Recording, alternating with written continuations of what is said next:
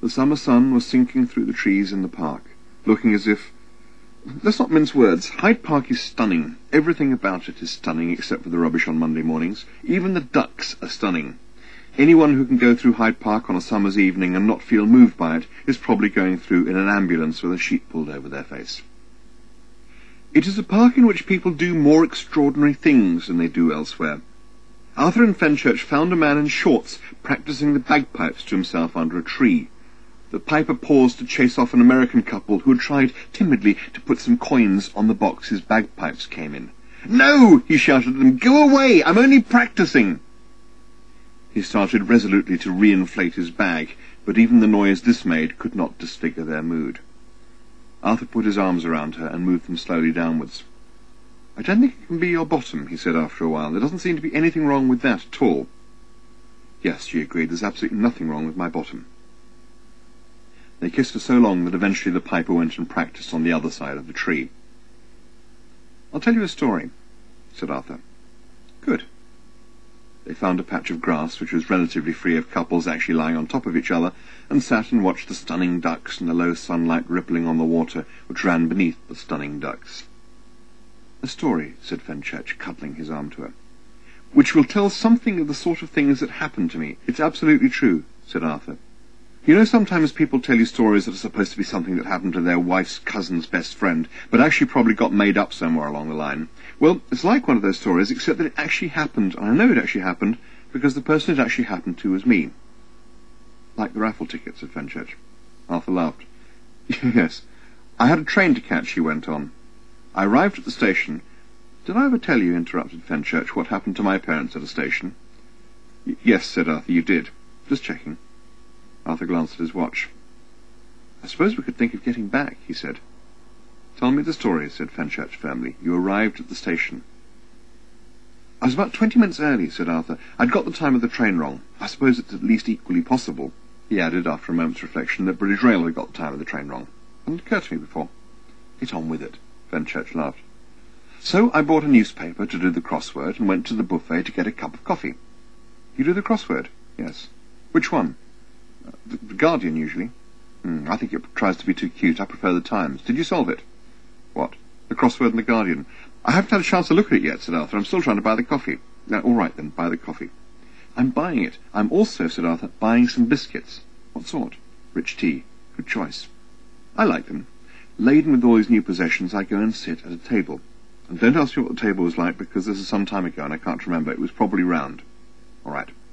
So, let me give you the layout. Me sitting at the table. On my left, the newspaper. On my right, the cup of coffee. In the middle of the table, the packet of biscuits." "I see it perfectly," said Fenchurch. "What you don't see," said Arthur, "because I haven't mentioned him yet, is the guy sitting at the table already. He's sitting there opposite me." "What's he like?"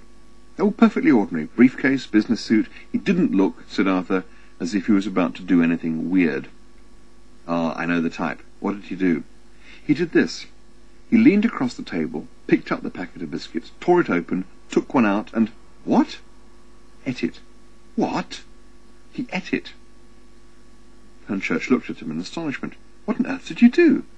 "Well, in the circumstances, I did what any red-blooded Englishman would do. I was compelled," said Arthur, "to ignore it." "What? Why?"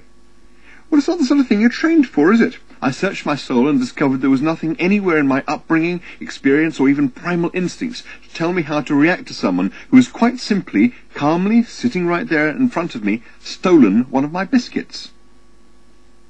"Well, you could—" Fenchurch thought about it. "I must say I'm not sure what I would have done either. So what happened?"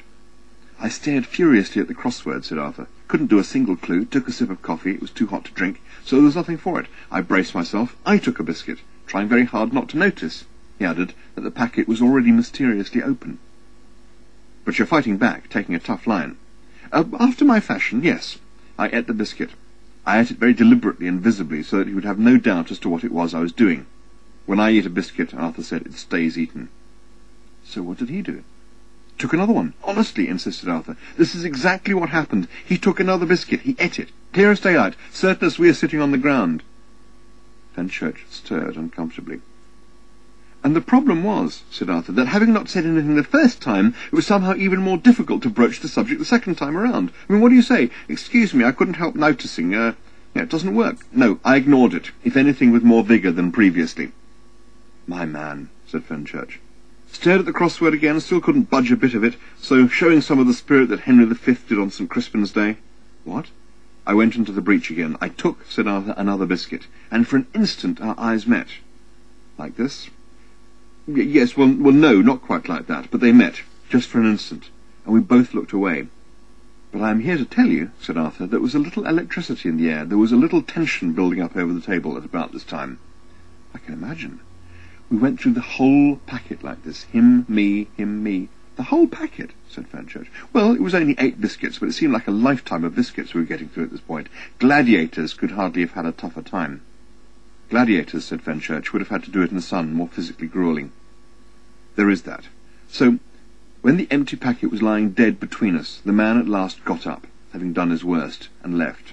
I heaved a sigh of relief, of course. As it happened, my train was announced a moment or two later, so I finished my coffee, stood up, picked up the newspaper, and underneath the newspaper, yes, were my biscuits. What, said Fenchurch? What? True. No! She gasped and tossed herself back on the grass, laughing. She sat up again. You complete nitwit, she hooted. You almost completely and utterly foolish person. She pushed him backwards, rolled over him, kissed him, and rolled off again. He was surprised at how light she was.